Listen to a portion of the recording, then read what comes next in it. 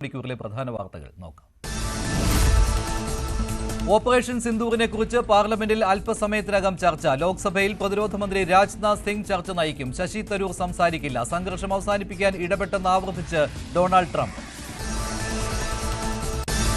ഉപരാഷ്ട്രപതിയാകാനില്ലെന്ന നിലപാടിൽ ഉറച്ച് ശശി തരൂർ. കേന്ദ്ര സർക്കാർ നിയോഗിച്ച ദൂതനെ വിവരമറിയിച്ചു. കേന്ദ്രമന്ത്രിസഭയിലേക്കുമില്ല. BJP അംഗത്വമെടുത്ത് പദവി സ്വീകരിക്കാനില്ലെന്ന് തരൂർ. തരൂരിന്റെ തുടർ നീക്കങ്ങളിൽ ആകാംക്ഷ.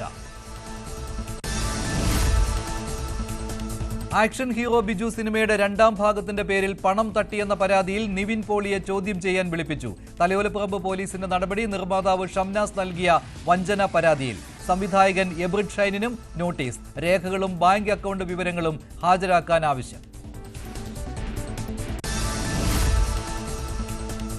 താരസംഘടന അമ്മയിലെ തെരഞ്ഞെടുപ്പിൽ പുതിയ സമവാക്യങ്ങൾ. നോമിനേഷൻ നൽകിയ ദേവൻ പിന്മാറിയേക്കുമെന്ന് സൂചന. ജഗദീഷ് ബാബുരാജിനൊപ്പം ചേർന്ന് പുതിയ സഖ്യത്തിന് കളമൊരുങ്ങുന്നു. പ്രസിഡന്റ് സ്ഥാനത്തേക്ക് ജഗദീഷ് ശ്വേതാ മേനോൻ മത്സരത്തിന് സാധ്യതയേറി. ജ്ഞാനസഭയിൽ പങ്കെടുത്ത വൈസ് ചാൻസലർമാർക്കെതിരെ മന്ത്രിമാർ. അക്കാദമിക സമൂഹത്തിന് മുന്നിൽ VC-മാർ ഭാവിയിൽ തലകുനിച്ച് നിൽക്കേണ്ടി വരുമെന്ന് ഉന്നത വിദ്യാഭ്യാസ മന്ത്രി R. Bindu.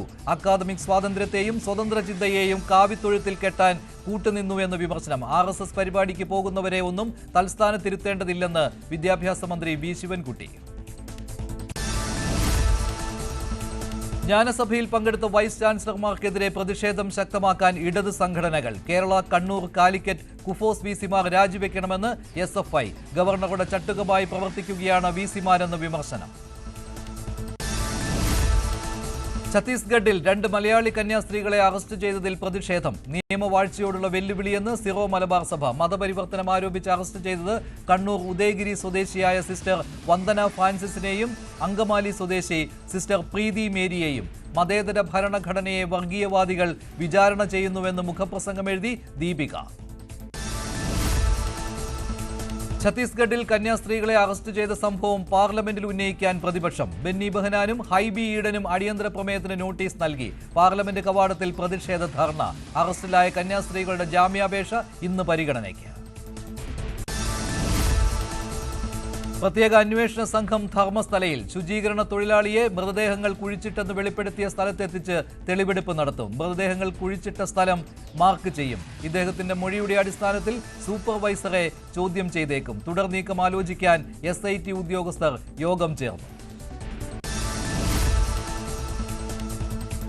Palode Ravi DCC president സ്ഥാനം രാജിവെക്കാൻ ഇടയാക്കിയ ഫോൺ സംഭാഷണ വിവാദം KPCC അന്വേഷിക്കും. അച്ചടക്ക സമിതി തിരുവഞ്ചൂർ രാധാകൃഷ്ണന്റെ നേതൃത്വത്തിൽ റിപ്പോർട്ട് KPCCക്ക് നൽകും. പാർട്ടി നടപടി തിരുവഞ്ചൂരിന്റെ റിപ്പോർട്ടിന്റെ അടിസ്ഥാനത്തിലുണ്ടാകും. പത്തനംതിട്ട കോയിപ്പുറത്ത് വള്ളം മറിഞ്ഞ് കാണാതായ മൂന്നാമത്തെയാളെ കണ്ടെത്താൻ കഴിഞ്ഞില്ല. തിരുവല്ല സ്വദേശി ദേവ് ശങ്കരനായുള്ള തെരച്ചിൽ തുടരുന്നു. 2 പേരുടെ മൃതദേഹങ്ങൾ കണ്ടെടുത്തു. അപകടമുണ്ടായത് ഇന്നലെ ഉച്ചകഴിഞ്ഞ്. തെരുവ് നായ്ക്കളെ നിയന്ത്രിക്കാൻ നടപടി ആവശ്യപ്പെട്ടുള്ള ഹർജി ഇന്ന് ഹൈക്കോടതിയിൽ. ഹർജി നൽകിയത് നിയമ വിദ്യാർത്ഥിനി കീർത്തന സരിൻ. തെരുവുനായ് ആക്രമണം സംസ്ഥാന ദുരന്തമായി പ്രഖ്യാപിക്കാനാകുമോ എന്ന കാര്യത്തിലുള്ള നിലപാട് സർക്കാർ അറിയിക്കും. കീർത്തന ഹർജി നൽകിയത് തെരുവുനായ ആക്രമണത്തിന് ഇരയായ പശ്ചാത്തലത്തിൽ. പാലക്കാട് ആശങ്കയുണ്ടാക്കുന്ന PT5 എന്ന ചുരുളിക്കൊമ്പനെ ചികിത്സിക്കാൻ മയക്കുവെടി വെച്ച് പിടികൂടും. ദൗത്യം ഒരാഴ്ചയ്ക്കുള്ളിൽ. മരുന്ന് കലർത്തിയ ഭക്ഷണം നൽകി ചികിത്സ നൽകാനുള്ള ശ്രമം ഫലിച്ചില്ല. ആനയുള്ളത് മലമ്പുഴയിൽ.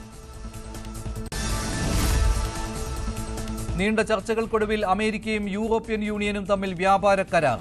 യൂറോപ്യൻ ഉൽപ്പന്നങ്ങൾക്ക് തീരുവ 15%. തീരുമാനമായത് ഡൊണാൾഡ് ട്രംപും യൂറോപ്യൻ കമ്മീഷൻ അധ്യക്ഷ ഉർസുല വോൺ ഡെർ ലെയ്നും സ്കോട്ട്ലൻഡിൽ നടത്തിയ ചർച്ചയിൽ. കരാർ യൂറോപ്യൻ സാമ്പത്തിക മേഖലയ്ക്ക് വെല്ലുവിളിയെന്ന് വിലയിരുത്തൽ.